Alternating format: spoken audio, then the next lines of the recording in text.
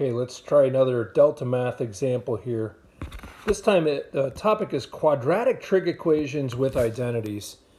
And the direction says for all angles from 0 to 360, solve for theta to the nearest tenth of a degree. And the equation is 4 cosine 2 theta plus 3 cosine theta plus 4 equals negative 3 cosine theta plus 1.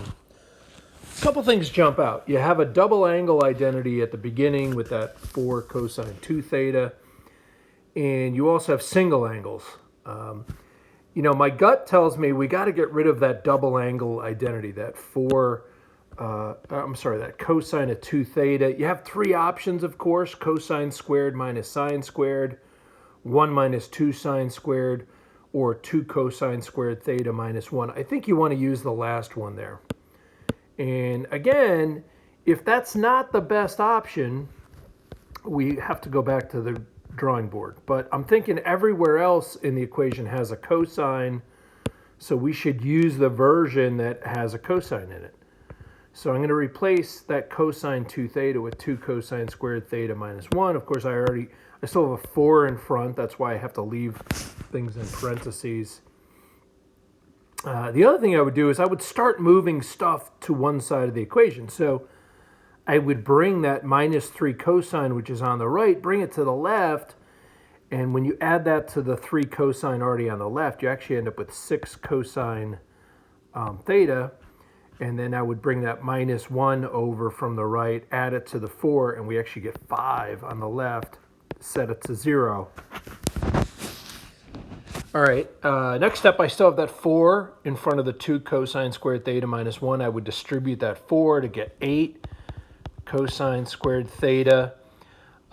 It would give me minus 4 plus 6 cosine theta plus 5 equals 0. And then I have two constants. I have that minus 4 in the equation and the 5. I would have to combine those to get 8 cosine squared theta plus 6 cosine theta plus 1 equals 0. And then at this point, guys, you got to hope and pray that this thing is factorable. Otherwise, you have to use the quadratic formula, and that'll be a nightmare. But 8 cosine squared theta, you could, of course, cosine squared, you could make that cosine times cosine. And in front of those cosines, to get an 8, I can put a 4 and a 2. And of course, on the end to get a 1, it'd be 1 times 1.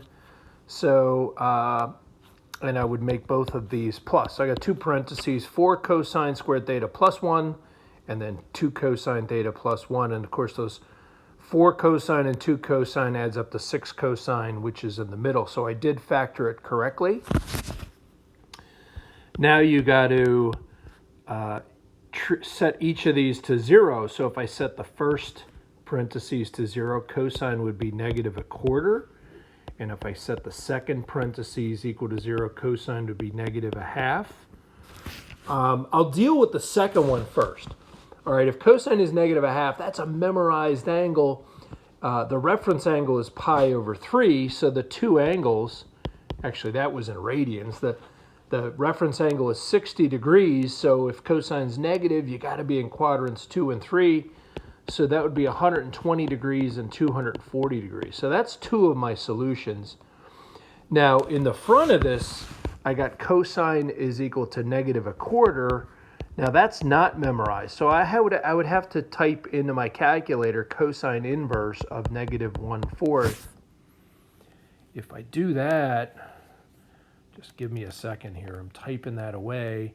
I get 100, and they wanted the nearest tenth of a degree. I get 104.5 degrees.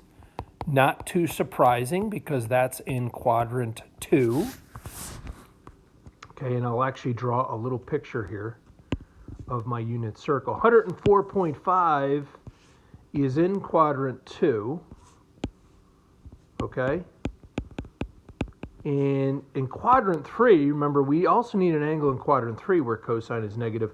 I would actually take 360 and subtract 104.5 to get my other one. If I take 360 minus 104.5, let me calculate that quickly. that would be 255.5. 255.5 down in the third quadrant. Okay, so I actually have 4 solutions to this. 104.5, 255.5, 120, and 240. Honestly, this is about as hard a problem as you can have with these trig identities, so hopefully that helps.